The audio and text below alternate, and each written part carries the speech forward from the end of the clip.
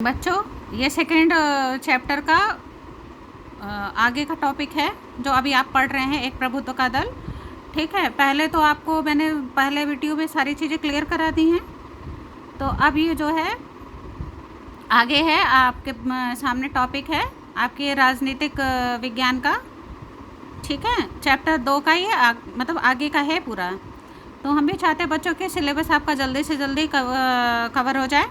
तो बहुत ज़्यादा डिटेल तो नहीं, जो भी चीज़ें इम्पॉर्टेंट थी वो मैंने आपको बता दिया है इसमें। तो बहुत समय हम नहीं लेते हुए ये शुरू कर रहे हैं आपको टॉपिक। तो सबसे पहले जो ये टॉपिक है वो है कांग्रेस पार्टी को इतना भारी बहुमत क्यों मिलता था। अगर मैं आपसे ये पूछूं कि कांग्रेस पार्टी क्यों जीतती थी चुनाव, पहला, दूसरा, तीसरा, तो आज तक जितना भी, अगर आज भी हम लोग देखें कि जितना राज कांग्रेस पार्टी ने किया है, तो ऐसा क्या था इनके पास जो ये उनसे जीतती थी। तो ऐसा क्यों था, तो सबसे पहले ये देखेंगे एकमात्र ऐसी पार्टी जिसका संगठन पूरे देश में था, यानी कांग्रेस एकमात्र पार्टी थी जो पूरे देश में थी, पूरे देश के लेवल पे थी। दूसरा क्या है, आज़ादी की विरासत हासिल थी। विरासत कैसे हासिल थी, यानी एक ऐसी पार्टी है जो कि बहुत पुरानी पार्टी थी, और ये देश हमारा जब आज़ाद हुआ था तब ये हमारी पार्टी बन चुकी थी। यह 1885 में यह पार्टी बनाई गई थी और इसको बनाया था AU हुम्यू ने, और उस समय एक राजनीतिक पार्टी थी। ये कुछ लोगों का एक समूह वर्ग था। बाद में ये कैसे राजनीतिक पार्टी बनी ये बाद में बताएंगे कभी। फ़िलहाल ये है कि आज़ादी की विरासत हासिल थी। तो हमारी आज़ादी के टाइम में ऐसे लोग जिन्होंने अंग्रेज़ों के खिलाफ लड़ाइयाँ लड़ी या आंदोलन किए, वो सारे आंदोलनकारी कांग्रेस पार्टी से ही थे, कांग्रेस पार्टी में शामिल थे। नेहरू जी जैसे प्रसिद्ध नेता इस पार्टी में शामिल थे। नेहरू जी की वैल्यू बहुत ज़्यादा थी, उनको लोग ज़्यादा पसंद करते थे। ये भी एक कारण था कि इस पार्टी में शामिल थे, इसलिए इसको और पसंद किया जा रहा था। बाकी पार्टियाँ कांग्रेस पार्टी से ही निकली थी।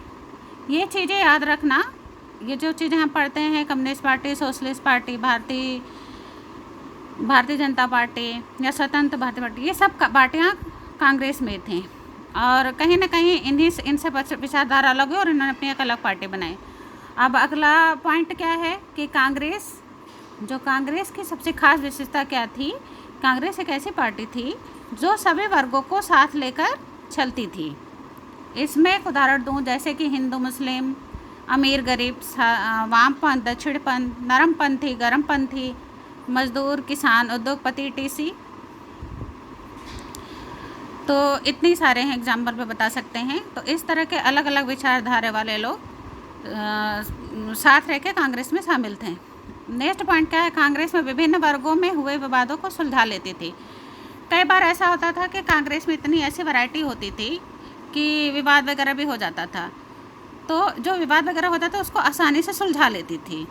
तो बच्चों, यहाँ से हमारा टॉपिक आगे बढ़ते हैं। अब हमारे लिए क्या है, यहाँ पे ये है कि विपक्ष पार्टियों का उद्भव, कांग्रेस तथा विपक्ष की भूमिका थी। तो पार्टियों के बारे में जो है मैंने डाला भी है, 2 पार्ट में डाला है कि कौन कौन से पार्टियाँ थी, उसमें पूरी डिटेल भी थी। तो बेसिक चीज़ें जो कुछ वहाँ पे नहीं कवर थे यहाँ पे हम बता रहे हैं आपको। तो कांग्रेस से विपक्ष से क्या रिलेशन था, लोकतंत्र किसी देश में जो होता है उसमें विपक्ष की भी उतनी ही भूमिका होती है जितनी कि सरकार की होती है।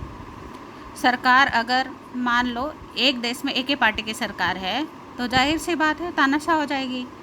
तो अगर मजबूत विपक्ष नहीं मौजूद होता तो लोकतंत्र में क्या हो जाएगा बच्चों, कामयाब रहेगा।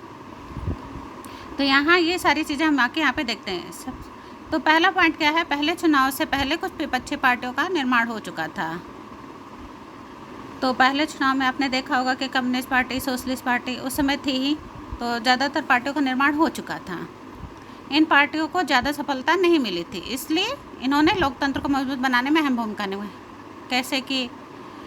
कैसे आपने देखा कि पहले चुनाव में 16 सीटें लेकर आ रही है कम्युनिस्ट पार्टी, सोशलिस्ट पार्टी को उनको भी बहुत कम सीटें मिल रही। तो जितनी भी पार्टी उनको बहुत नाम मात्र की सीटें मिलती थी। लोकसभा के चुनाव लड़ती है और 483, 489 सीट और जीतती है खाली 16 सीट और 12 सीट, तो इसकी कोई वैल्यू नहीं होती थी।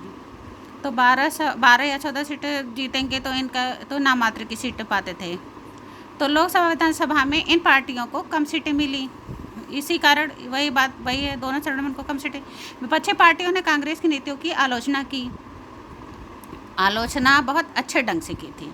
आज की जो राजनीति वो बहुत गंदे ढंग की, एक आजकल के आलोचना गंभीर और गंदे शब्दों का इस्तेमाल करते हैं, आलोचना करते हैं, जो कि सही नहीं है।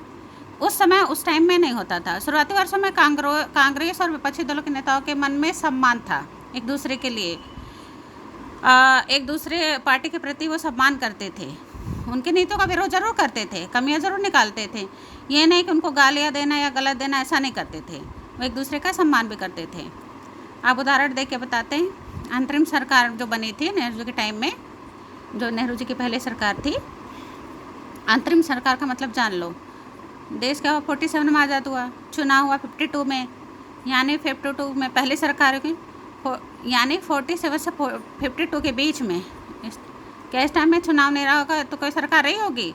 हाँ, ज़रूर रहेगी। तो जो भी सरकार रही होगी वो आपसी सहमति से बना ली जाती थी। तो अंतरिम सरकार में नेहरू जी ने अम्बेडकर जी कांग्रेस से अलग हो रहे थे, श्यामा प्रसाद मुखर्जी भी अलग हो रहे थे, ये भी शामिल थे। तो इनके लिए क्या थे, ये विपक्षी थे, लेकिन इनको भी इन्होंने अपनी सरकार में शामिल किया। नेहरू जी ने आगे क्या किया, जेपी नारायण जैसे समाजवादियों को सरकार में शामिल होने का मौका दिया। तो ये जेपी नारायण जो समाजवादियों के बहुत कद्दावर नेता थे, ये बहुत ज़बरदस्त नेता थे।